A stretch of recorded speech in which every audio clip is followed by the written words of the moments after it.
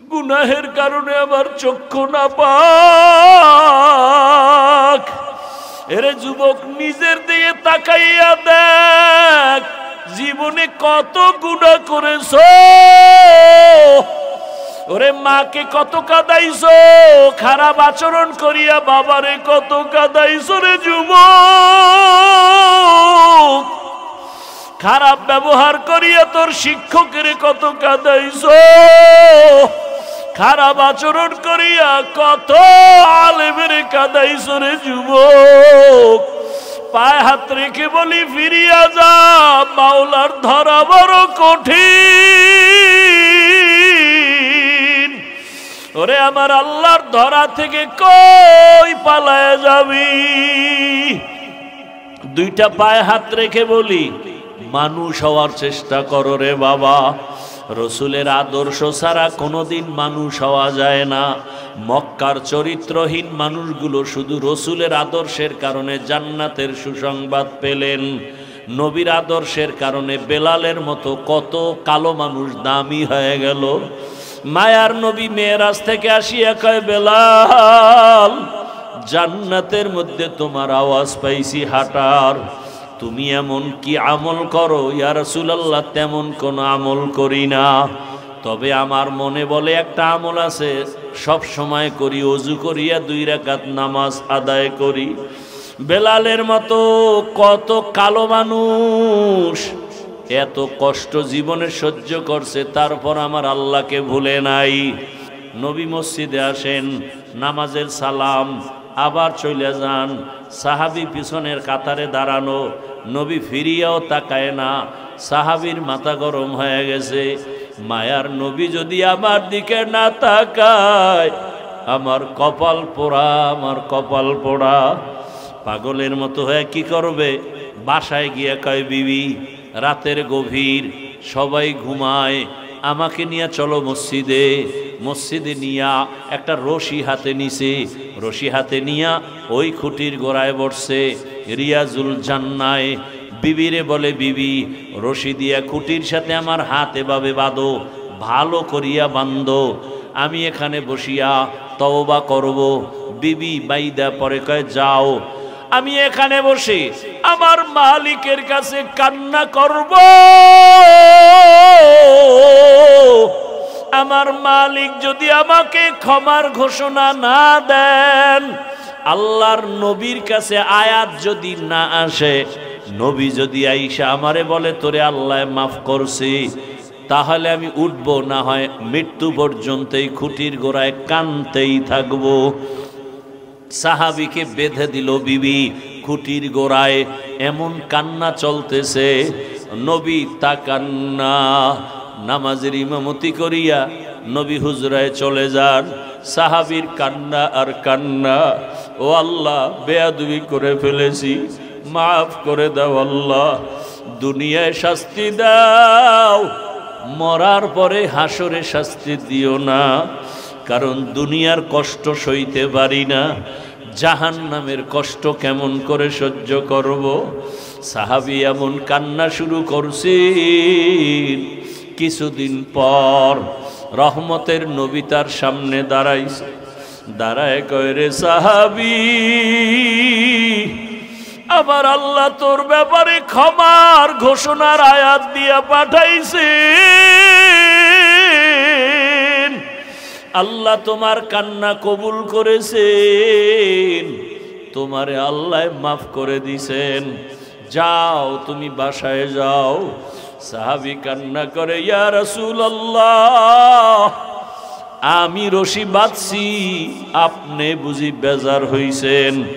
আপনি খুশি হইছেন কিনা আমি বুঝার জন্য আমি চাই আপনার হাতে আমার রশি খুলবেন। যদি আপনি নিজে রশি খুইলা দেন, বুঝবো আপনি আমার উপরে খুশি আছেন, রাগ নাই। নবী নিজ হাতে রশি খুলিয়া দিলেন। ওই দিন থেকে খুঁটির নাম হইছে খুঁটি তওবা নামের খুঁটি। আজও মদিনায় যাও, রওজায় গিয়া দেখো, রিয়াজুল জান্নার ওই খুঁটির উপরে আরবিতে লেখা সতুনে তওবা। ও আমার যুবক বাবারা, যে তোমার মতো জেনারেল লাইনের যুবকেরা যদি গাড়ি চালায়, চাকরি করে, ব্যবসা করে, লেখাপড়া করে, নামাজ পড়ে, তোমার সমস্যাটা কোথায়? এখনো তওবা করো। মনে মনে আল্লাহকে ডাকো আর বলো, ডাক্তার হও, ইঞ্জিনিয়ার যাই হও না কেন, আদর্শওয়ালা মানুষ হইও, আদর্শবান ডাক্তার, আদর্শবান ইঞ্জিনিয়ার হও। এখন মনে মনে আল্লাহকে পেছনের গুনাহ থেকে মাপ চাও। মনে মনে আল্লাহকে বলো, হে মালিক, এই হাতের দ্বারা কত গুনাহ করেছি, চোখের দ্বারা গুনাহ, জবানের দ্বারা গুনাহ। আমার গুনার খবর আল্লাহ মা জানে না, বাবাই জানে না, কেউ জানে না, আল্লাহ আপনি জানেন। আমার অন্যায়ের খবর আমার আপনজন জানলে কেউ কাছে রাখতো না। আল্লাহ আপনি জানিয়াও কত দয়া করছেন, রাগ করে খানা বন্ধ করেন নাই। আমার গুনার কারণে আপনি রাগ করিয়া পানি বন্ধ করেন নাই, বরং আপনি বারবার আমাদের ডাকছেন তওবা করার জন্য। আমরা তওবার দরজায়ও যাই নাই, আলেম ওলামারা ডাকছে তাও শুনি নাই। আজকে থেকে তৈরি হয়েছি মাওলা, আর গুনাহ করব না, আর দাড়ি কাটব না, নামাজ ছাড়ব না, বেপর্দায় চলব না, মা বাবার সাথে বেয়াদবি করব না, শিক্ষকের সাথে বেয়াদবি করব না, ওলামায়ে কেরামের পরামর্শ নিয়া, নবীর তরিকা মানিয়া, আদর্শ মানিয়া মরণ পর্যন্ত চলব। ডাক্তার হলেও আর নামাজ ছাড়ব না, ইঞ্জিনিয়ার হতে গিয়াও নামাজ ছাড়ব না, ব্যবসা করতে গিয়া আর নামাজ ছাড়ব না, চাকরি করি বা না করি নামাজ ছাড়ব না। অন্তর থেকে যদি মাওলাকে তওবার নিয়তে বলা যায়, আল্লাহ দরজা খুলে দিবেন, ফিরাইয়া দিবেন না। তবে এটাও সত্য কথা, বয়ানের শুরুতেই বলছিলাম, আবু জাহাল নবীরে দেখলো, 13 বছর বয়ান শুনিয়াও কালেমা কপালে আসে নাই। আর ওমরের মতো বান্দা 27 বছরে নবীকে জবাই করতে গিয়া কালেমাওয়ালা হয়ে গেছে। এখন ওমরের অনেক সম্মান। ও আমার যুবক বাবারা, জানি না এখানে কার কপালটা ওমরের মতো কবুল হয়ে যাবে, আর কার কপালটা আবু জাহালের মতো পুড়িয়া যাবে জানি না। আল্লাহর কাছে মাথা নত করে তওবা করো। আর দাড়ি কাটবা না, নামাজ ছাড়বা না, বেপরদায় চলবা না, মা বাবার দোয়া নিয়া, শিক্ষকের দোয়া নিয়া, উলামায়ে কেরামের পরামর্শ নিয়া নবীজির সুন্নাত অনুযায়ী চলবা। রহমতের নবীর আদর্শ। মক্কা নগরীতে আসার পরে নবী বড় হলেন। কত বেঈমানরা মূর্তি পূজা করে, নবী গালি দেন না, বুকে লাগান, সব মুহাম্মদের পাগল, কারণ চেহারার মধ্যে আকর্ষণ। রহমতের নবীর চাহনির মধ্যে আকর্ষণ। শুধু কি মানুষ, নবী রাস্তা দিয়া হাঁটেন, দুপার্শ্বের গাছ নুইয়া রসুলের সালাম দেয়। কে কে? গাছ। মদিনাতুল মুনাওয়ারা রসুলের রওজা মোবারক, এর পাশেই তো যেই জায়গা, এটাকে বলে রিয়াজুল জান্নাহ। ওই রিয়াজুল জান্নায় কয়েকদিন আগে গেলাম। ও আল্লাহর বান্দারা, ওখানে তো এখন কঠিন আইন, হাজী সাহেবরা একবারের বেশি ঢুকতে পারবে না। 10 মিনিট হইলেই পুলিশে কয় উঠো। আমগো বাংলাদেশি সন্তানরা ওখানে ডিউটি করে, হুজুর আপনি থাকেন, পুলিশ কিছু বলবে না। আসরের নামাজের পরে ঢুকলাম, পুলিশ আসছে, ওরা কয় আমাদের বাংলাদেশের পুলিশ চলে গেছে। মাগরিব পর্যন্ত রিয়াজুল জান্নায় বসা। এই স্টেজ বরাবর রিয়াজুল জান্নার জায়গা হবে, একটু হালকা বড় হবে। রিয়াজুল জান্নাহ এমন জান্নাতের টুকরা, পার্শ্বেতে রসুল শোয়া আছেন। হাদিসে বলে রসুল শোয়া না, রসুল সর্বাবস্থায় সেজদায় আছেন, আল্লাহর মোহাব্বতের, মারেফতের মজা নিতেছেন।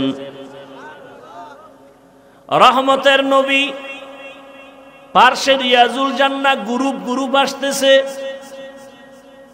ওখানে যত বড় বড় পিলার, ওই রিয়াজুল জান্নার পিলারগুলোর কালার আলাদা, কার্পেটের কালার আলাদা। পিলারের উপরে খুঁটিতে ওই কোন খুঁটি নাম লেখা আছে সতুনে আয়েশা, আয়েশার খুঁটি। আবার এক খুঁটিতে লেখা আছে সতুনে উস্তুনে হান্নানা। নবী এক মরা খেজুর গাছে ট্যাক লাগাইয়া জুমার খুতবা দিতেন। কিছুদিন পরে এটা বাদ দিয়া নতুন মিম্বর বানাবেন। মানুষ যেমন কান্না করে খেজুর গাছ তেমন কান্না করে। বুখারী শরীফের ঘটনা। নবী বলে, খেজুর গাছ কাঁদো কেন? কি চাও?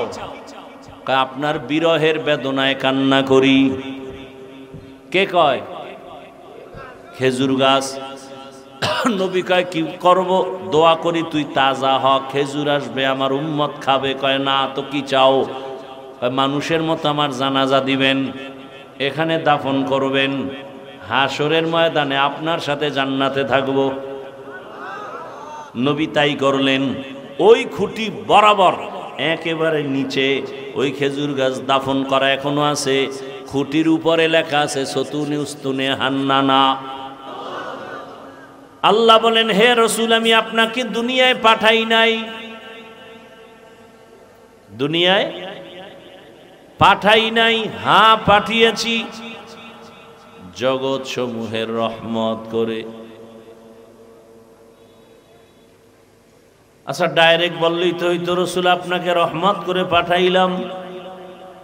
প্রথমে বললেন পাঠাই নাই, এরপরে বললেন হ্যাঁ পাঠিয়েছি রহমত হিসাবে।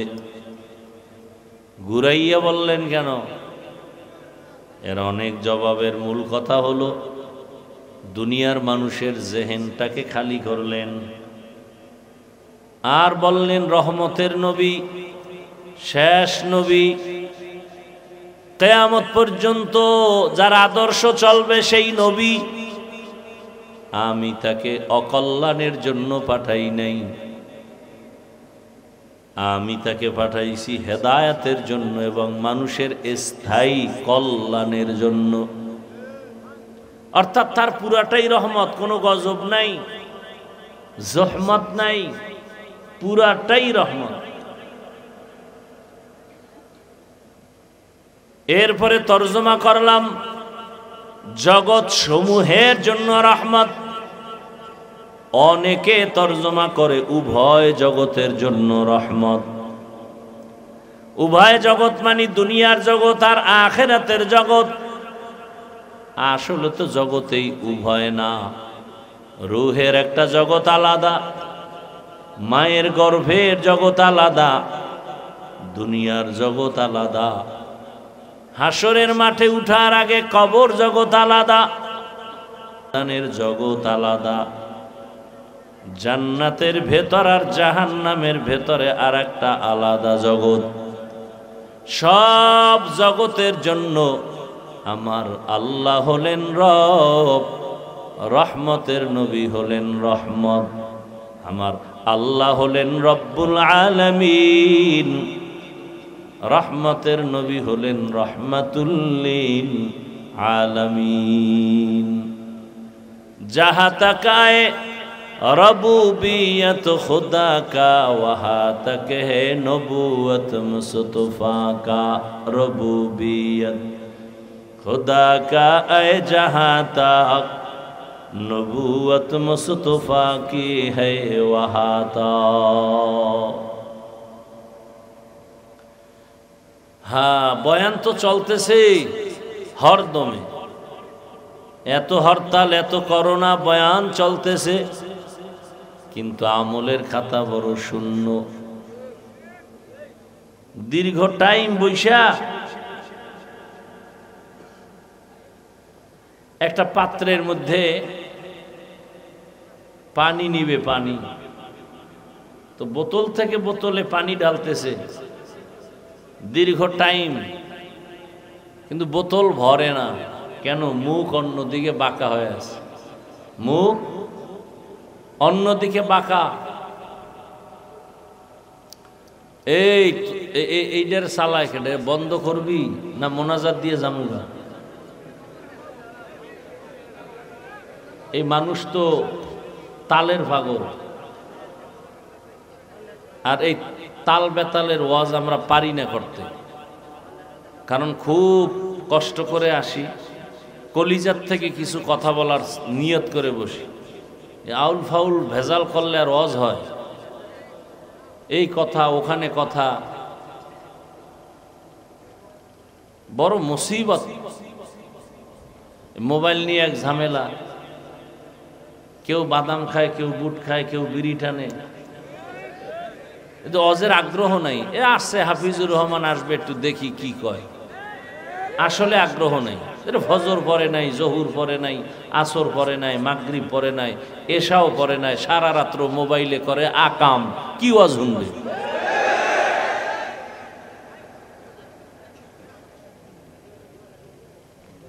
এতটা হৃদয় থেকে বয়ান করি, আল্লাহ সাক্ষী যে কেউ যদি অন্তর থেকে চায় আমি পাও ধরবো, নামাজ ধরবে, আমি নিচে নেমে পাও ধরবো, এই দিলের ভালোবাসা নিয়ে বসি। মনের আগ্রহ উল্টা পাল্টা হলে, একটু আগেই বললাম শুরুতে, বয়ান কোনো বক্তার এলেম দিয়ে হয় না। আমরা পারি না। আমরা তাদের থেকে বয়ান শিখে আসছি যাদের সামনে পান খাইলে স্টান উঠে মারতো মাথার উপরে, আর তাদের বয়ানে গলা কাটা মুরগির মতো মানুষ কান্ত, গড়াগড়ি করত। আল্লাহর কসম চোখে দেখে আসছি, তাদের থাপ্পড় খেয়ে এখানে আসছি, তাদের লাত্তি খাইছি জীবনভর, আর জুতা টানছি। এগুলো সহ্য করতে পারি না। একটা থানায় মানুষ নিয়ে পুলিশে পিটায়, কাঁদে না? আর কোরআনের বাগানে বয়ান চলতেছে, পেছনে মানুষ কাঁদতেছে, ওরে মারলো কে? আমরা সেই নিয়ত নিয়ে কলিজা দিয়ে কথা বলার চেষ্টা করি, তামাশা করতেছে বসে বসে এখানে।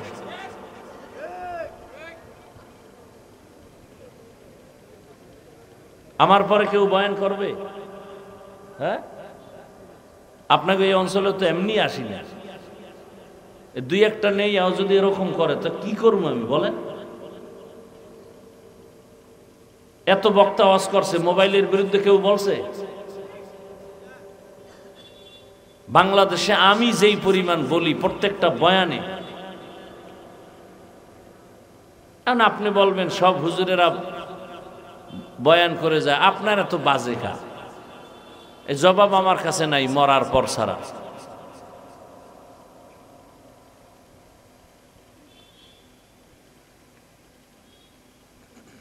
আল্লাহ আমাদের সব ভাইকে হেদায়েত দান করুন। আমি শুরুতে বলছি আপনারা কোনো আওয়াজ দিবেন না। আমি যদি বলতে বলি, জিজ্ঞাসা করি, ঠান্ডা মাথায় কথা বলবো। আমি তো এখানে গদবান্দা কানে হাত দিয়া চিৎকার দিয়া কিছু বইলে যাবো না, এগুলি বলা বাদ দিয়ে দিছি। এখন আপনার সাথে মতামত পেশ করতেছি। এটারে কি কয়, টক শো হয় না, প্রশ্ন উত্তর। আপনার সাথে আমি মতামত দিতেছি, এটা এভাবে, এটা এভাবে, আপনি মানেন কিনা, ব্রেনে ধরে কিনা, আমি আপনাকে বুঝাইতে আসছি। তা আপনি আর একদিকে তাকায় থাকলে আমি আপনাকে কি বুঝাবো?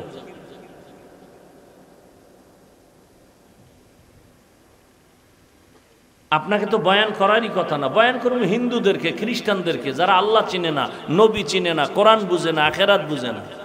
আপনাকে বয়ান করব কেন? আপনি তো আমাদের থেকে মহাপণ্ডিত, কোরআন বুঝেন, হাদিস বুঝেন, হুজুরগো ভুল ধরেন।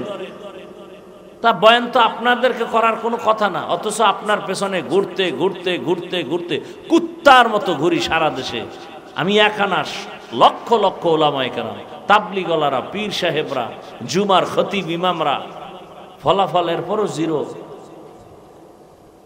এটা এমন একটা জায়গা, রসুলের হাদিস মতে বসার সাথে সাথে সবার গুনাহ মাফ।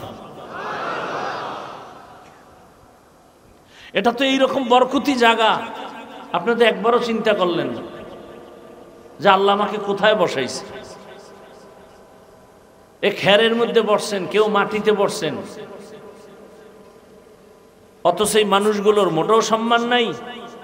কোথাও গেলে একটা চেয়ার আগায় দিবে, সেই মানুষগুলো মাটিতে বসার মানে কি? অন্তরে কোনো কষ্টও নাই। এখানে বসতে কপাল লাগে, ভাগ্য লাগে, আল্লাহ যাকে কবুল করে সে বসতে পারে। কিন্তু এরপরও যে শয়তান এখানে নাই তা না। এক শয়তান প্যান্ডেলের বাইরের থেকে অপেক্ষায় আছে, ধোকা দিবে। আর এক শয়তান রসুলের হাদিস মতে আপনার ডানে বামে আছে, ধোকা দিবে। ওঠ, ভাল লাগে না, ওঠ। এই মিয়া তোমরা আওয়াজ দিও না, বারবার বলতেছি। আর এক শয়তান আপনার বডির ভেতরে আছে, এটাকে বলে নফস শয়তান।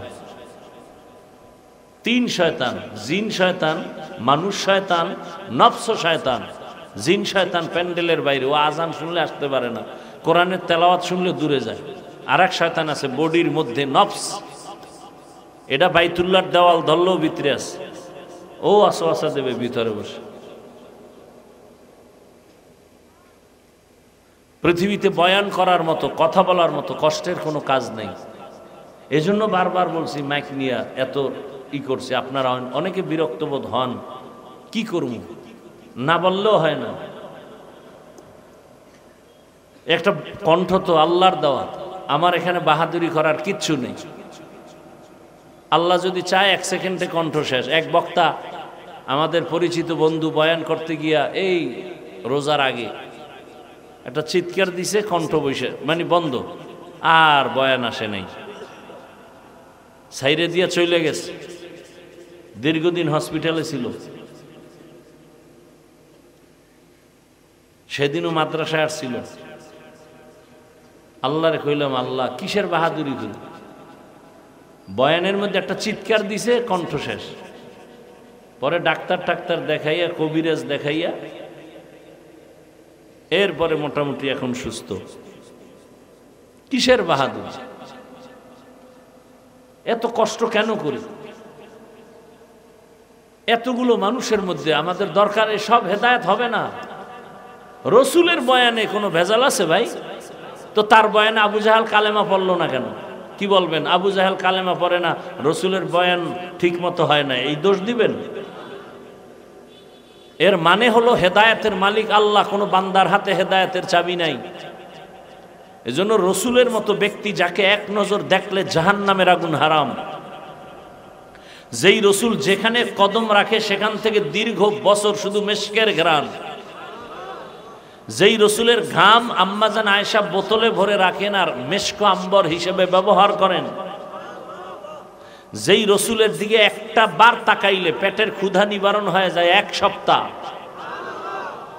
তো সেই রসুলকে 13 বছর দেখার পরেও যেই বেঈমানের ঘরের বেঈমান কালেমা পড়ে না, ওর কপাল কত খারাপ। অথচ সেই রসুলকে 27 বছর বয়সের যুবক তরবারি নিয়ে যায় তার কল্লা ফালাইতে, গিয়েই রসুলকে দেখা তরবারি ফালায় বলে আমাকে কালেমা পড়ায় দেন। বুঝেন, বুঝার কথা বলতেছি, তাল মিলাইয়েন না, বুঝার চেষ্টা করেন। 13 বছর বয়ান শুনে কালেমা পড়ল না কেন ওই বেঈমান? আর রসুলকে জবাই করতে আসছে 27 বছরের ছেলেটা, তরবারি ফালায় কালেমা পড়ে ফেলল। নাম কি? এর নাম কফাল, মনে রাখবেন। নিজেরে তো মহা বাহাদুর মনে করেন, কিন্তু মানুষ হইছেন কিনা চিন্তা করা দরকার। বাহাদুর তো দাবি করেন, মানুষ হইছেন কিনা সেই চিন্তা করেন। এখানে আপনারা সব মুসলমান, আমিও মুসলমান। আপনার আমার আল্লাহ এক, নবী এক, কোরআন এক, কাবা এক, ধর্ম এক, কালেমা এক। অথচ আমি টুপি খুলতে চাই না, আর আপনাকে টুপির জন্য আলাদা বয়ান দিতে হয়, আপনি দিতে চান না। আপনি কোন জগতের মুসলমান? আমি দাড়ি কাটতে চাই না, আর আপনি দাড়ি রাখতে চান না, আলাদা বয়ান দিতে হয়, তাও মায়া লাগায় বয়ান দিতে হবে। কর্কশ ভাষা বলা যাবে না, গরম ভাষা বলা যাবে না, কত নরম ভাষায় বলি। অথচ আপনি মুসলমান। আমি পর্দা না করলে লজ্জা পাই, আর আপনি পর্দা করতে গেলে লজ্জা পান। আপনি কেমন মুসলমান? আমি মুসলমান, মসজিদে না ঢুকলে লজ্জা পাই, আর আপনি মুসলমান, মসজিদে ঢুকতে গেলে লজ্জা পান। আপনি মুসলমান আর দাবি করেন আপনি বড় বাহাদুর। বুঝাবার জন্য বলছি, কাউকে আক্রমণের জন্য না। বিবেকটাকে একটু নাড়া দেন। মানুষের শখ থাকে সিনেমা হলে গেলে জানি কি মজা, কারণ শয়তান তো অসওয়াসা দেয়, আমাকেও দেয়, আপনাকেও দেয়। গুনাহের আকর্ষণ যার মধ্যে নাই সে মানুষ না। গুনাহ করার প্রতি আকর্ষণ আমার মধ্যেও আছে, আপনার মধ্যেও আছে।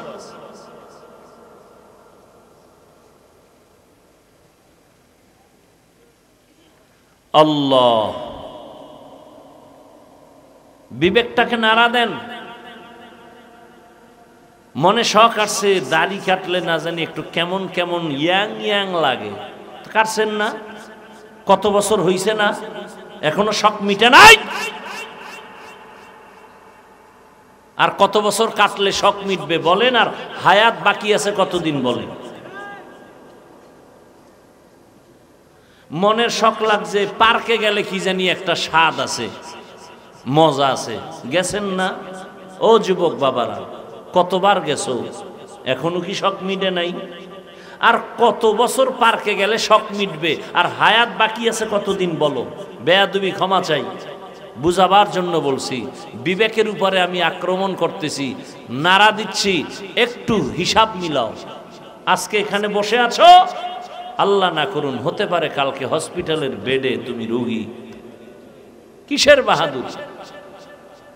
এখান থেকে বাসায় রওনা হবা, রাস্তার মাঝে আল্লাহ না করুক দুর্ঘটনা হতে পারে, পারে না?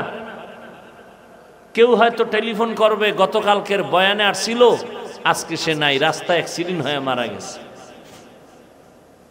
তবে ভাগ্য তোমার ভালো যদি বয়ান থেকে যাওয়ার পথে আল্লাহ নিয়ে যায়, আর নিয়ত থাকে তওবার, শহীদি মরণ হয়ে যায়।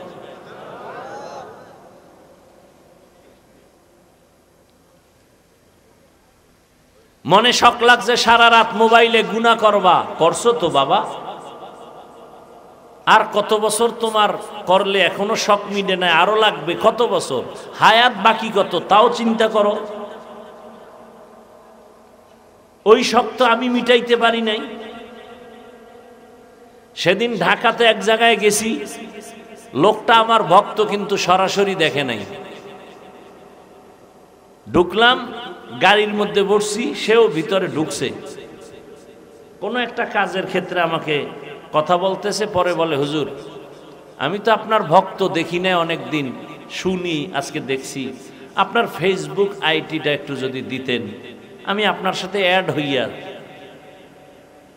একটু ভালোবাসার আদান প্রদান করতাম। আমি বললাম ভাই আমার হায়াতে আমি ফেসবুক চালাই না, বুঝার চেষ্টাও করি না। উনি কপালে হাত দিয়ে কয় হুজুর এটা কিভাবে সম্ভব?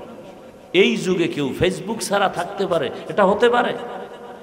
আমি বললাম আমার মোবাইল খুব দামি মোবাইল, অনেক দামি, আর আমি টাকা দিয়ে কিনে মোবাইল চালাই না, মানুষ হাদিয়া দেয়। কিন্তু আমার মোবাইল ইউটিউবও আমি ডিলেট করে ফেলছি, কারণ ওটার ওয়াজ শুনি মাঝে মাঝে, মেয়েদের অ্যাড আসে, বাদ দিয়ে দিছি। আজকে 3 বছর ইউটিউব নাই। হুজুর এটা কেমনে সম্ভব এই যুগে?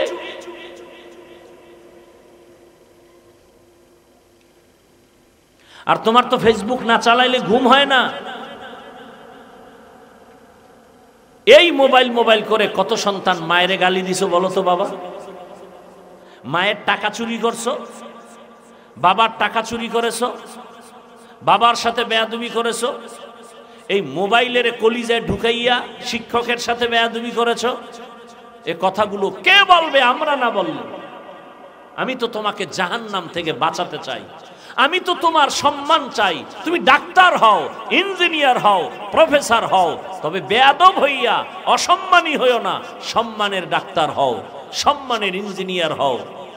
আর যদি বেয়াদব মার্কা ডাক্তার হও, তাসলিমার মতো জুতা খাইয়া এ দেশ থেকে পালাতে হবে, লাশ হয়ে দেশে আর আসবে না।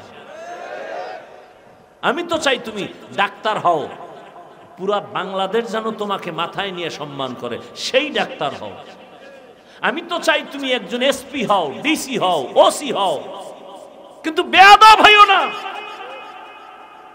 তুমি এমপি হবা, ধন্যবাদ, জনগণের দায়িত্ব পালন করবা, তোমাকে পালিয়ে যেতে হবে কেন?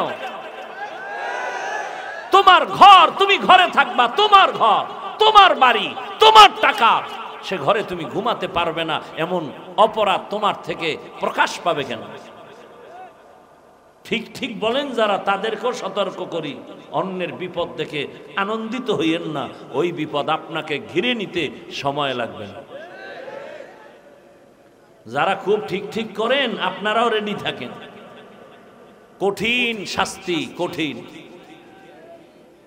খুব সাবধান। সাপে অমুকেরে কামড় দিছে, আপনি আফসুস মানে হাইছেন না যে ও মইরা যাবে। আপনাকে যদি কামড় দেয়, দুর্নীতিবাজেরা, চান্দাবাজার ধান্দাবাজের দলেরা বিগত দিনের পৃথিবীর ইতিহাসে যারা মানুষের উপরে জুলুম করেছে তাদের কপালে যা হয়েছে, তুমি যদি জুলুম করো তোমার কপালেও তাই হবে।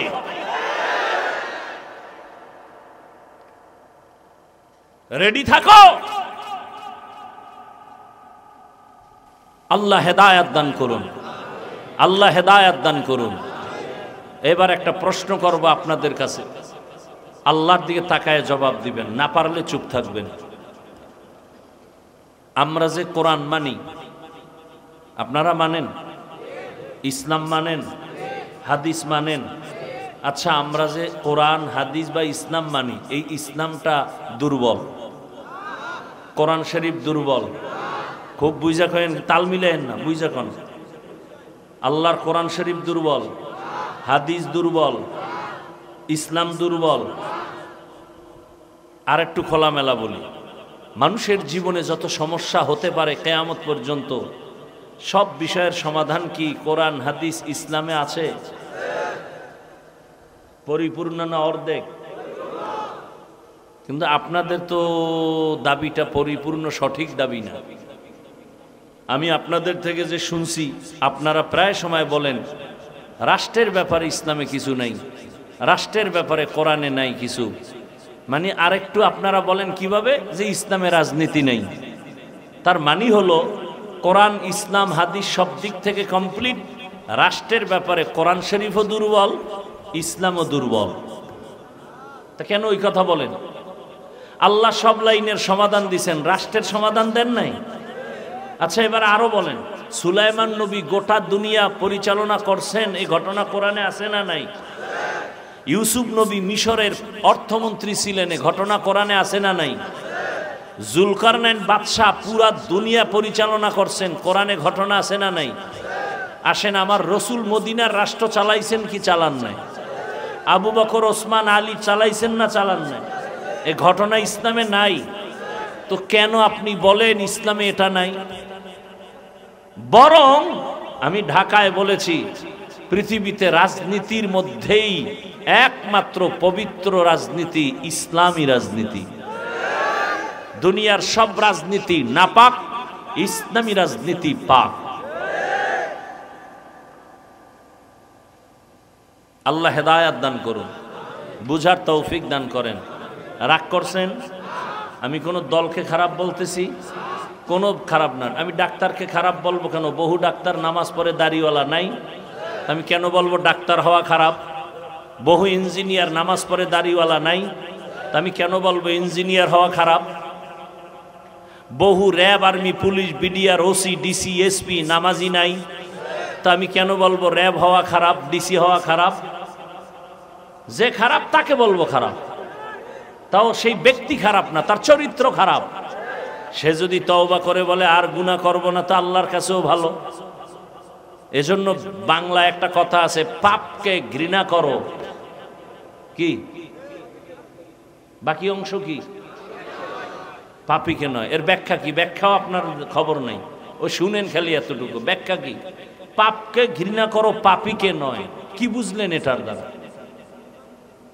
যে অপরাধটা করছে তাকে ঘৃণা করিও না, বরং তার অপরাধটাকে ঘৃণা করো। তার মানে তুমি আগে যাইতা তার কাছে একবার, এখন যাবা বারবার, গিয়া তারে বুকে লাগাইয়া তারে বুঝাইয়া তার থেকে ওই অন্যায় সরাইতে হবে। আর আমরা উল্টো বুঝি কি, যে কইছে পাপকে ঘৃণা করতে, কইছে পাপীকে না। তার মানে ও লোকটা ভালো আর অন্যায় গুণটা ভালো না, অতএব ওর কাছে সালামও দেওয়া যাবে না, যাওয়া যাবে না। আল্লাহ হেদায়েত দান করুন। এই একটা আউলে এতগুলো কথা আমাকে বলাইলেন। আমি অন্যান্য বক্তাদের মতো আমি অহংকার হয় কিনা আল্লাহ মাফ করেন, আমি হাফিজুর রহমান নিজে নিজে বলি আমার এলেম নাই, আমল নাই, এই পর্যন্ত আসার পেছনে আমার পুঁজি, জীবনে কারোর সাথে বেয়াদবি করি নাই, মা বাবার চোখের পানি আর আমার ওস্তাদ আল্লাহওয়ালাদের নেক নজর। যে যত বিরোধিতা করতেছে আল্লাহ দেখতেছি সম্মান কমায় না, আরো বাড়ায় দিতেছে। কারণ আমি ভালোবাসি আপনাদেরকে হৃদয় থেকে, এখানে কারোর সাথে আমার দুশ্মনী নেই, পরিচয় নেই। আমি যতটা কথা বলতেছি ওয়াল্লাহি আমার কলিজার একেবারে ভেতর থেকে চূড়ান্ত ভালোবাসার আলোকে বলতেছি। আমি বক্তা হিসাবে গতানুগতিক টানটন দিয়া চলে গেলাম না। আমি চাই একটা মানুষও যদি এতগুলো মানুষের মধ্যে তওবা করে দাঁড়িয়েওয়ালা হয়, নামাজি হয়, আমার বয়ান, আমার চেষ্টা, আমার কষ্ট সফল। এজন্য আমি আপনাদেরকে আপন বানাইতে চাই, কাউকে এমন কথা বলে দূরে সরাতে চাই না। আল্লাহ সবাইকে কবুল করেন। ওয়ামা আরসালনাকা ইল্লা রাহমাতাল লিল আলামিন। হে রাসূল, আমি আপনাকে দুনিয়ায় পাঠাই নাই, হ্যাঁ পাঠাইছি জগৎ সমূহের রহমত করিয়া। উভয় জগতের রহমত আর জগৎ সমূহের রহমত, এইটা বুঝাইতে গিয়া পেছ লাগাইছে এই কথা সেই কথা। আর এই মোবাইল নিয়ে এই ঝামেলাগুলো বেশি। আল্লাহ মোবাইলের গুনাহ থেকে আমাদেরকে হেফাজত করেন। আমরা এমন অবস্থা যে নিজের ভুল নিজে ধরতেও পারি না, কেউ ধরাইয়া দিলেও মানি না। আর আমি বলি নিজের ভুলটা নিজে ধরতে পারাটা আলাদা নেয়ামত, কেউ ধরাইয়া দিলে স্বীকার করা আর একটা নেয়ামত।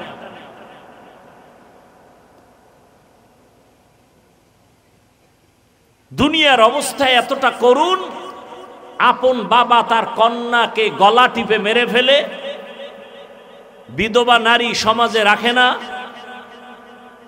বৃদ্ধাশ্রমের সিস্টেমে অন্যত্র ফেলে দেয়, নারী আর পুরুষ সব উলঙ্গ একসাথে বাইতুল্লাহ তওয়াফ করে। এতটা খারাপ সমাজের মানুষ তদানীন্তন সময় পৃথিবীতে ওদের মতো খারাপ চরিত্রহীন আর কোথাও ছিল না। সেই চরিত্রহীন সমাজের মাঝে আসছে রহমাতুল্লিল। আশা মাত্র পরিবর্তন শুরু। 1000 বছর অগ্নি জ্বলছিল, আগুন নিভে গেছে। আম্মা জান আমেনা বলেন, দুনিয়ার নারীরা বাচ্চা গর্ভে নিয়ে যখন চলে, কত মাথা ব্যথা, কত কষ্ট, খানা নাই, ঘুম নাই। আমার গর্ভে মুহাম্মদ আসছেন, আমার কোনো মাথা ব্যথা নাই, পেটে ব্যথা নাই, কোনো অসুস্থতা নাই। দুনিয়ার বাচ্চারা জন্মলগ্ন প্রসব বেদনা, মায়েরা এই পরিমাণ চিল্লায়, ঘুমের মানুষ সজাগ হয়ে যায়। আমি আমেনার কোনো চিৎকারের আওয়াজ নাই। দুনিয়ার বাচ্চারা মায়ের গর্ভ থেকে যখন আসে, রক্ত যায়, কত কান্না।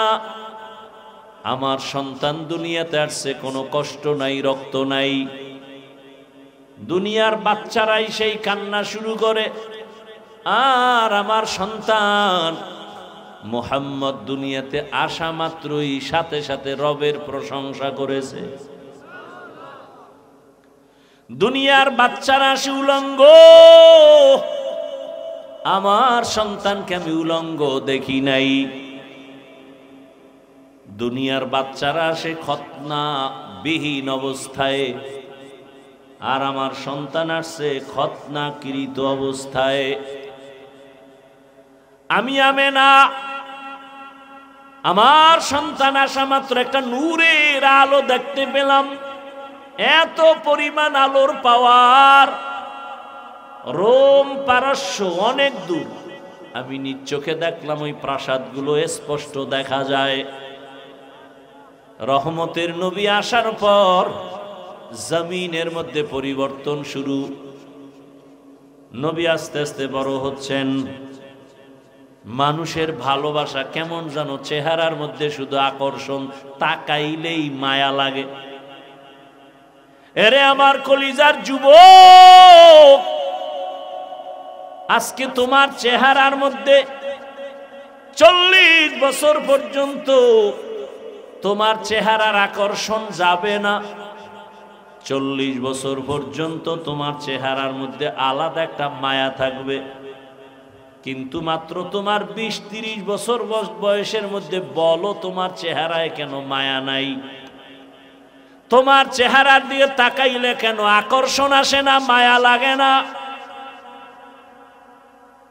একমাত্র কারণ তুমি গুনাহ করতেছো।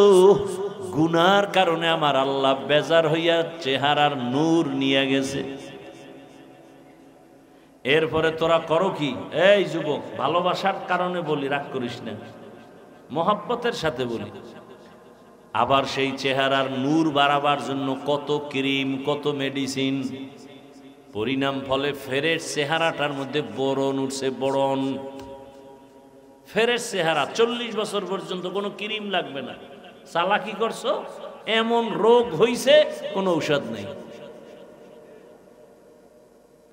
এরপরে যারা গজবের মেডিসিন লাগাইতে যায় বিউটি পার্লারে, কালা মিয়া সান মিয়া হয়ে আসবে। এটা আরো বিপদ। আল্লাহর দেওয়া সুন্দর চেহারা, আল্লাহর কসম, দুনিয়ার কোন ঔষধ মেডিসিন এ চেহারা, আকৃতি, সৌন্দর্য কমাইতে পারবে, বাড়াইতে পারবে না।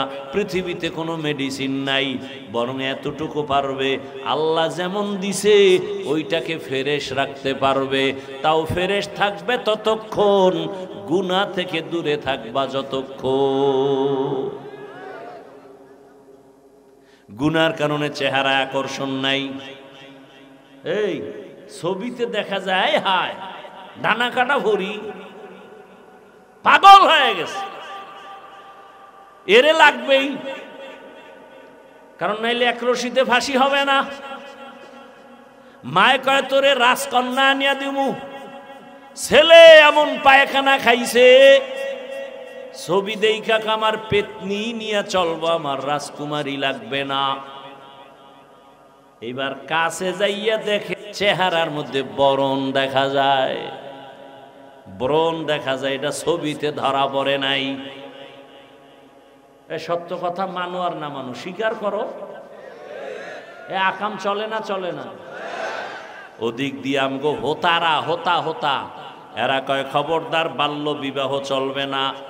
স্যার কি চলবে? কয় আকাম চলবে, আকাম। বিবাহ চলবে না, কথা আকাম চলবে। কেমনে? কয় যে বই বের করতেছি ক্লাসে ক্লাসে, কেমনে আকাম করবি শিখাইতেছি। কেমনে গান শিখাইবে, এজন্য মাস্টার রেডি। আমার সন্তানেরে কেমনে কোরআন শিখাবে, সেই মাস্টার রেডি নাই। এই হলাম গো স্বাধীনতার ফল। কি জুলাই স্বাধীনতা। এখনো মাঠে মাঠে আন্দোলন মিছিল। কিসের স্বাধীনতা? কি এর স্বাধীন করলা? স্বাধীন করার পরে আমার শিক্ষাঙ্গনের শিক্ষিকারা, শিক্ষকেরা কেন রাস্তা আন্দোলন করে? শিক্ষার মধ্যে কেন আবার হিংস্র আক্রমণ? গানের মাস্টার দেওয়ার জন্য পাগল। আল্লাহর কোরআন মুসলমানের বাচ্চাকে শিখানো দরকার, সেই মাস্টার কোথায়? খবর নাই। পারে না আমগো গলায় পাড়া দিয়া মাহফিল বন্ধ করে দেয়। কি স্বাধীন করছি কি মাহফিল বন্ধের লেগে? এখনো শুনি বাংলাদেশের বিভিন্ন জায়গায় মাহফিল বন্ধ করে দেয়। আমি তো উঁচু কণ্ঠে বলেছিলাম, যারা মাহফিল বন্ধ করার জন্য চাপাবাজি করে ওদের কথাগুলো রেকর্ড কর, ভিডিও কইরা আমগো হাতে দে। ওই বেয়াদবের বিরুদ্ধে আবার আন্দোলন হবে।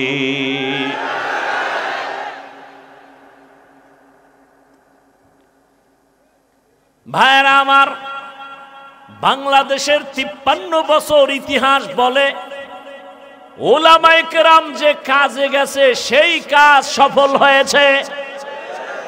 ওলামায়ে কেরাম যে আন্দোলনে নেমেছে সে আন্দোলন সফল হয়েছে।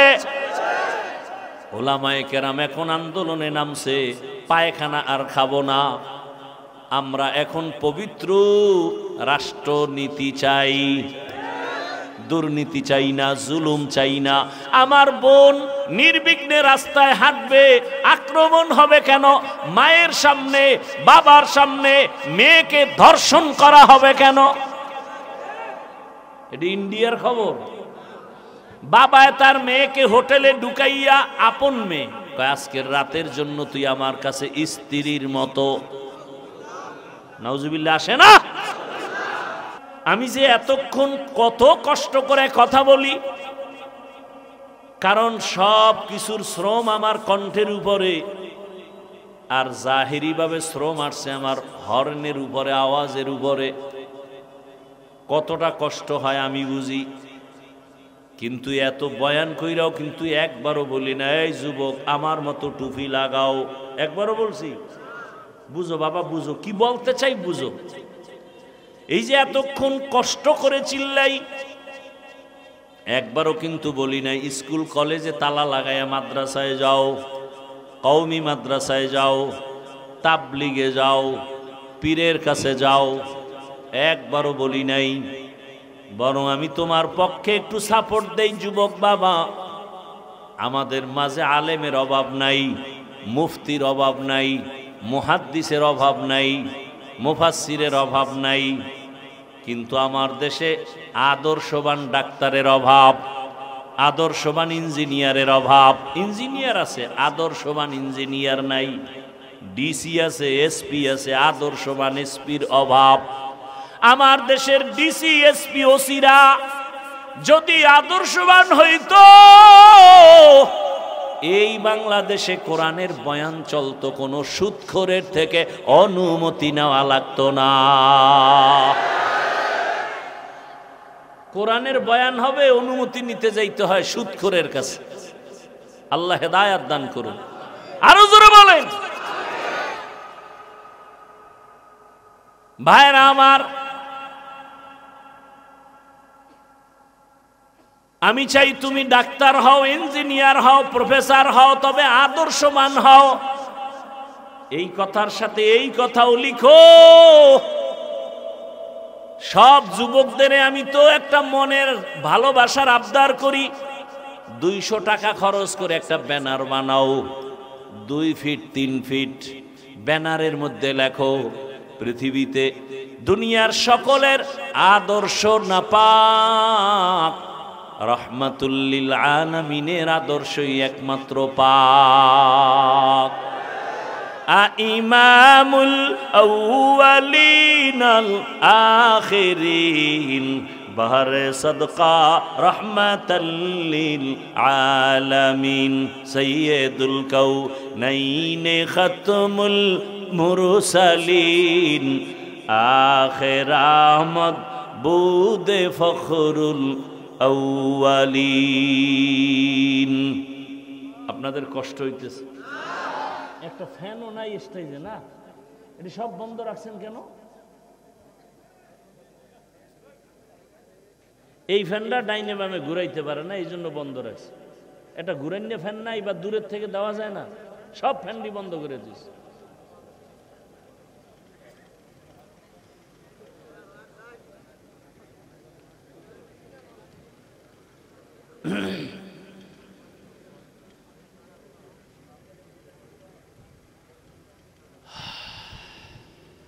ওয়ামা আরসালনাকা ইল্লা রাহমাতাল লিল আলামিন।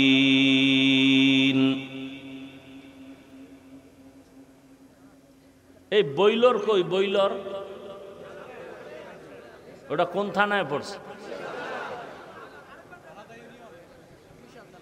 হ্যাঁ, নে মাইক নেই কি ঢাকার দেয়? ঢাকার থেকে মাইক নেই। এই যুগে খারাপ মাইক আছে, আমার তো আশ্চর্য লাগে। গলাটা ধইরে গেছে আমার, এত কষ্ট হইতেছে কথা বলতে। না ওখানে শান্তি পাইলাম, হ্যাঁ নে আবার পুরা বাসর ঘর বানাই থুইছে, প্যান্ডেল ট্যান্ডেল কইরা কাপড় দিয়ে আটকাইয়া, এক জাহান্নাম। ঘামতে ঘামতে শেষ।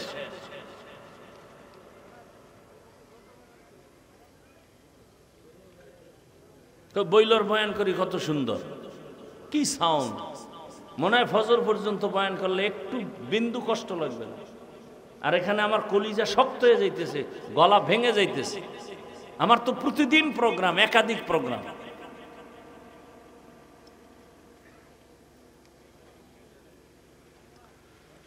আল্লাহ রহমতের নবীর আদর্শ। মক্কা নগরীতে আসার পরে নবী বড় হলেন, কত বেঈমানরা মূর্তি পূজা করে। নবী গালি দেন না, বুকে লাগান, সব মুহাম্মদের পাগল, কারণ চেহারার মধ্যে আকর্ষণ। রহমতের নবীর চাহনির মধ্যে আকর্ষণ। শুধু কি মানুষ, নবী রাস্তা দিয়ে হাঁটেন, দুপার্শ্বের গাছ নুইয়া রসুলের সালাম দেয়। কে কে? গাছ। মদিনাতুল মুনাওয়ারা রসুলের রওজা মোবারক, এর পাশেই তো যেই জায়গা, এটাকে বলে রিয়াজুল জান্নাহ। ওই রিয়াজুল জান্নায় কয়েকদিন আগে গেলাম। ও আল্লাহর বান্দারা, ওখানে তো এখন কঠিন আইন, হাজি সাহেবরা একবারের বেশি ঢুকতে পারবে না। 10 মিনিট হইলেই পুলিশে কয় উঠো। আমগো বাংলাদেশি সন্তানরা ওখানে ডিউটি করে, হুজুর আপনি থাকেন, পুলিশ কিছু বলবে না। আসরের নামাজের পরে ঢুকলাম, পুলিশ আসছে, ওরা কয় আমাদের বাংলাদেশের পুলিশ চলে গেছে। মাগরিব পর্যন্ত রিয়াজুল জান্নায় বসা। এই স্টেজ বরাবর রিয়াজুল জান্নার জায়গা হবে, একটু হালকা বড় হবে। রিয়াজুল জান্নাহ এমন জান্নাতের টুকরা, পার্শ্বেতে রসুল শোয়া আছেন। হাদিসে বলে রসুল শোয়া না, রসুল সর্বাবস্থায় সেজদায় আছেন, আল্লাহর মোহাব্বতের মারেফতের মজা নিতেছেন। রহমতের নবী পার্শ্বে রিয়াজুল জান্নাহ, গ্রুপ গ্রুপ আসতেছে। ওখানে যত বড় বড় পিলার, ওই রিয়াজুল জান্নাহর পিলার গুলোর কালার আলাদা, কার্পেটের কালার আলাদা। পিলারের উপরে খুঁটিতে ওই কোন খুঁটি নাম লেখা আছে সতুনে আয়েশা, আয়েশার খুঁটি। আবার এক খুঁটিতে লেখা আছে সতুনে উস্তুনে হান্নানা। নবী এক মরা খেজুর গাছে ট্যাক লাগাইয়া জুমার খুতবা দিতেন। কিছুদিন পরে এটা বাদ দিয়া নতুন মিম্বর বানাবেন। মানুষ যেমন কান্না করে, খেজুর গাছ তেমন কান্না করে। বুখারী শরীফের ঘটনা। নবী বলে, খেজুর গাছ কাঁদো কেন? কি চাও? আপনার বিরহের বেদনায় কান্না করি।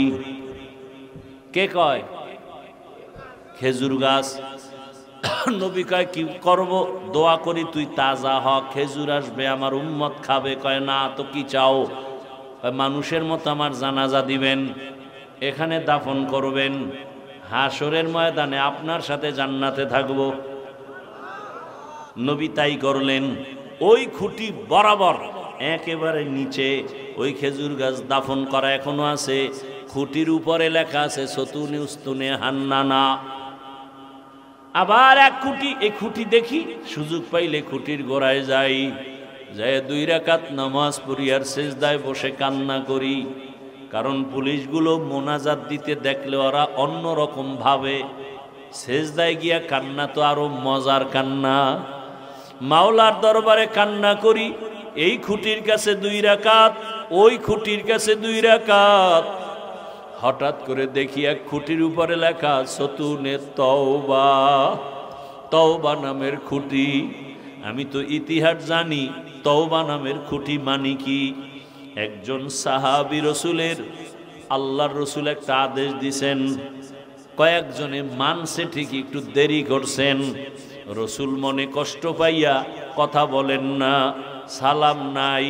নবী মসজিদে আসেন, নামাজের সালাম, আবার চলে যান। সাহাবী পিছনের কাতারে দাঁড়ানো, নবী ফিরিয়াও তাকায় না। সাহাবীর মাথা গরম হয়ে গেছে। মায়ার নবী যদি আমার দিকে না তাকায়, আমার কপাল পোড়া, আমার কপাল পোড়া। পাগলের মতো হয়ে কি করবে? বাসায় গিয়ে কয়, বিবি রাতের গভীর, সবাই ঘুমায়, আমাকে নিয়ে চলো মসজিদে। মসজিদে নিয়া একটা রশি হাতে নিছে, রশি হাতে নিয়া ওই খুঁটির গোড়ায় বসছে। রিয়াজুল জান্নায় বিবিরে বলে, বিবি রশি দিয়া খুঁটির সাথে আমার হাত এভাবে বাঁধো, ভালো করিয়া বান্ধো, আমি এখানে বসিয়া তওবা করব। বিবি বাইদা পরে কয়, যাও, আমি এখানে বসে আমার মালিকের কাছে কান্না করব। আমার মালিক যদি আমাকে ক্ষমার ঘোষণা না দেন, আল্লাহর নবীর কাছে আয়াত যদি না আসে, নবী যদি আইসা আমারে বলে তোরে আল্লাহ মাফ করছি, তাহলে আমি উঠবো, না হয় মৃত্যু পর্যন্ত এই খুঁটির গোড়ায় কানতেই থাকবো। সাহাবীকে বেঁধে দিল বিবি খুঁটির গোড়ায়, এমন কান্না চলতেছে। নবী তাকান্না, নামাজের ইমামতি করিয়া নবী হুজরায় চলে যান। সাহাবীর কান্না আর কান্না, ও আল্লাহ বেয়াদবি করে ফেলেছি, মাফ করে দাও আল্লাহ, দুনিয়ায় শাস্তি দাও, মরার পরে হাসরে শাস্তি দিও না, কারণ দুনিয়ার কষ্ট সইতে পারি না, জাহান্নামের কষ্ট কেমন করে সহ্য করব। সাহাবী এমন কান্না শুরু করছেন। কিছুদিন পর রহমতের নবী তার সামনে দাঁড়াইছে, দাঁড়ায় কয়, রে সাহাবী, আমার আল্লাহ তোর ব্যাপারে ক্ষমার ঘোষণার আয়াত দিয়া পাঠাইছে। আল্লাহ তোমার কান্না কবুল করেছেন, তোমারে আল্লাহ মাফ করে দিছেন, যাও তুমি বাসায় যাও। সাহাবী কান্না করে, ইয়া রাসূলুল্লাহ, আমি রশি বাঁধছি, আপনি বুঝি বেজার হইছেন, আপনি খুশি হইছেন কিনা আমি বুঝার জন্য আমি চাই আপনার হাতে আমার রশি খুলবেন। যদি আপনি নিজে রশি খুইলা দেন, বুঝবো আপনি আমার উপরে খুশি আছেন, রাগ নাই। নবী নিজ হাতে রশি খুলিয়া দিলেন। ওই দিন থেকে খুঁটির নাম হইছে খুঁটি তওবা নামের খুঁটি। আজও মদিনায় যাও, রওজায় গিয়া দেখো, রিয়াজুল জান্নার ওই খুঁটির উপরে আরবিতে লেখা সতুনে তওবা। ও আমার যুবক বাবারা, সাহাবায়ে কেরামদের উপরে তো আল্লাহ খুশি, আল্লাহ তো তাদের জান্নাতের ঘোষণা দিছেন, এরপরেও তাদের মধ্যে দেখো আল্লাহর রসুলের মোহাব্বত কেমন। আমি কিন্তু একটু আগেই বলছিলাম, মনের শখে কত কিছুই না মানুষ করে, তুমিও তো করছো। মনে চাইছে দাড়ি রাখবা না, নামাজ পড়বা না, পর্দা করবা না, এখনো কি শখ মিটে নাই? আমি পায়ে হাত রেখে বলি, যুবক বাবা, তোমার মতো কত যুবক র্যাব, আর্মি, পুলিশ, বিডিআরের চাকরি করে, নামাজ পড়ে। তোমার মনটাকে একটু প্রশ্ন করো, তুমি কেন পারবা না? তোমার মতো যুবক রাস্তায় গাড়ি চালায়, নামাজ পড়ে, বলো বাবা তোমার কপাল কেন খারাপ? তোমার মতো যুবক মাছ ধরে, নামাজ পড়ে, কৃষিকাজ করে, নামাজ পড়ে, বলো তুমি কেন পারো না? তোমার কপাল কেন খারাপ? তোমার মতোই তো জেনারেল লাইনের সন্তান, স্কুল কলেজে পড়ে, নামাজ ছাড়ে না, বলো তুমি কেন পারো না? তোমার কপালে না জানি কারো বরদোয়া লাগছে। বলতে পারো, হাফিজ ভাই কার বরদোয়া লাগার সম্ভাবনা? লেখা রাখে যুবক বাবারা, 3 জায়গার বরদোয়া লাগলে কসম আল্লাহর, মরার আগে তোর ধ্বংস শুরু। 1 নাম্বার জায়গা মা বাবা, 2য় জায়গা শিক্ষক, 3য় জায়গা ওলামায়ে কেরাম। এই 3 জায়গার বরদোয়া যদি লাগে তোর ব্যবহারের কষ্টে, তোর জীবনটা মরার আগে ধ্বংস হয়ে যাবে। মা বাবার কলিজার দুঃখে যদি বলে আহ, একটা নিঃশ্বাস ছাড়ে, ওই নিঃশ্বাসটা তোর জন্য ধ্বংসের কারণ। শিক্ষক যদি তোমার মতো ছাত্রের ব্যবহারে কষ্ট পায়া নিঃশ্বাস ফেলে, ওই নিঃশ্বাস তোমার ধ্বংসের কারণ। ওলামায়ে কেরাম যদি তোমার আচরণে কষ্ট পায়া নিঃশ্বাস ফেলে, ওই নিঃশ্বাসটা তোমার ধ্বংসের কারণ। এখনো সময় আছে, তওবা করো রে বাবা। পর্দার আড়ালের মা বোনেরা, আপনার মতো কত মা কত বোন এখনো আছে, নামাজ ছাড়ে না, বেপর্দায় চলে না, মোবাইলে সময় নষ্ট করে না, স্বামীর মাল হেফাজত করে। ও আমার যুবক বাবারা, তোমার মতো যুবক যদি নামাজ পড়িয়া চাকরি করে তুমি কেন পারবা না? তোমার মতো যুবক যদি লেখাপড়া করে নামাজ পড়ে তুমি কেন পারবা না? তোমার মতো যুবক যদি ব্যবসা করে নামাজ পড়ে তুমি কেন পারবা না? ও আম্মা জানেরা, বোনেরা, আপনার মতো মা, আপনার মতো বোন যদি পর্দা করে নামাজ পড়ে, স্বামীর মাল হেফাজত করে, মোবাইলে সময় নষ্ট না করে, আপনারা কেন পারবেন না? ও যুবক বাবা, অনেক কথাই রাগে হয়তো বলে ফেলেছি। আসলে আমি আপনাদের যাই বয়ান করি, আসলে হিসাব করে দেখলাম আমি এখনো মানুষ হতে পারি নাই। মানুষ আমাকে মাওলানা বলে সম্মানের চেয়ার আগায় দেয়। মাওলানা হওয়া সহজ, বক্তা হওয়া সহজ। ভালো কইরা অন্তরে বুঝাও, মানুষ হওয়া বড় কঠিন। ডাক্তার হওয়া সহজ, ইঞ্জিনিয়ার হওয়া সহজ, প্রফেসর হওয়া সহজ, টাকার মালিক হওয়া সহজ, মানুষ হওয়া কঠিন। ওরে যে ব্যক্তি মানুষ হবে তার জবানে গালি আসবে না। যে ব্যক্তি আসলে মানুষ হবে সে কাউকে খারাপ বলবে না। যে ব্যক্তি আসলে মানুষ হবে তার কোনোদিন তাকওয়ার উল্টা চলবে না। তার চোখ দিয়া গুনাহ হবে না, হাত দিয়া গুনাহ হবে না। অথচ বয়ান করি ঠিক, তবে আমার হাতের দিকে তাকায় দেখি গুনার কারণে আবার হাত না পায়, গুনাহের কারণে আবার চক্ষু না পাক। এরে যুবক, নিজের দিকে তাকাইয়া দেখ, জীবনে কত গুনাহ করেছো। ওরে মাকে কত কাঁদাইছো, খারাপ আচরণ করিয়া বাবারে কত কাঁদাইছো রে যুবক। খারাপ ব্যবহার করিয়া তোর শিক্ষকের কত কাঁদাইছো। খারাপ আচরণ করিয়া কত আলেমের কাঁদাইছো রে যুবক। পায়ে হাত রেখে বলি ফিরিয়া যা, মাওলার ধরা বড় কঠিন। ওরে আমার আল্লাহর ধরা থেকে কই পালায় যাবি? দুইটা পায়ে হাত রেখে বলি, মানুষ হওয়ার চেষ্টা করো রে বাবা। রসুলের আদর্শ ছাড়া কোনোদিন মানুষ হওয়া যায় না। মক্কার চরিত্রহীন মানুষগুলো শুধু রসুলের আদর্শের কারণে জান্নাতের সুসংবাদ পেলেন। নবীর আদর্শের কারণে বেলালের মতো কত কালো মানুষ দামি হয়ে গেল। মায়ার নবী মেরাজ থেকে আসিয়া কয়, বেলাল, জান্নাতের মধ্যে তোমার আওয়াজ পাইছি হাঁটার। তুমি এমন কি আমল করো? ইয়া রাসূলুল্লাহ, তেমন কোন আমল করি না, তবে আমার মনে বলে একটা আমল আছে, সব সময় করি, ওযু করিয়া 2 রাকাত নামাজ আদায় করি। বেলালের মতো কত কালো মানুষ এত কষ্ট জীবনে সহ্য করছে, তারপর আমার আল্লাহকে ভুলে নাই। ও যুবক বাবা, শুধু একটা কথা অন্তরকে বুঝাইও যে তোমার মতো জেনারেল লাইনের যুবকেরা যদি গাড়ি চালায়, চাকরি করে, ব্যবসা করে, লেখাপড়া করে, নামাজ পড়ে, তোমার সমস্যাটা কোথায়? এখনো তওবা করো, মনে মনে আল্লাহকে ডাকো আর বলো, ডাক্তার হও, ইঞ্জিনিয়ার যাই হও না কেন, আদর্শওয়ালা মানুষ হইও। আদর্শবান ডাক্তার, আদর্শবান ইঞ্জিনিয়ার হও।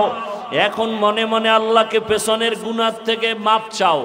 মনে মনে আল্লাহকে বলো, হে মালিক, এই হাতের দ্বারা কত গুনাহ করেছি, চোখের দ্বারা গুনাহ, জবানের দ্বারা গুনাহ। আমার গুনার খবর আল্লাহ মা জানে না, বাবাই জানে না, কেউ জানে না, আল্লাহ আপনি জানেন। আমার অন্যায়ের খবর আমার আপনজন জানলে কেউ কাছে রাখতো না। আল্লাহ আপনি জানিয়াও কত দয়া করছেন, রাগ করে খানা বন্ধ করেন নাই। আমার গুনার কারণে আপনি রাগ করিয়া পানি বন্ধ করেন নাই, বরং আপনি বারবার আমাদের ডাকছেন তওবা করার জন্য। আমরা তওবার দরজায়ও যাই নাই, আলেম ওলামারা ডাকছে তাও শুনি নাই। আজকে থেকে তৈরি হয়েছি মাওলা, আর গুনাহ করব না, আর দাড়ি কাটবো না, নামাজ ছাড়ব না, বেপর্দায় চলবো না, মা বাবার সাথে বেয়াদবি করব না, শিক্ষকের সাথে বেয়াদবি করব না। ওলামায়ে কেরামের পরামর্শ নিয়া, নবীর তরিকা মানিয়া, আদর্শ মানিয়া মরণ পর্যন্ত চলবো।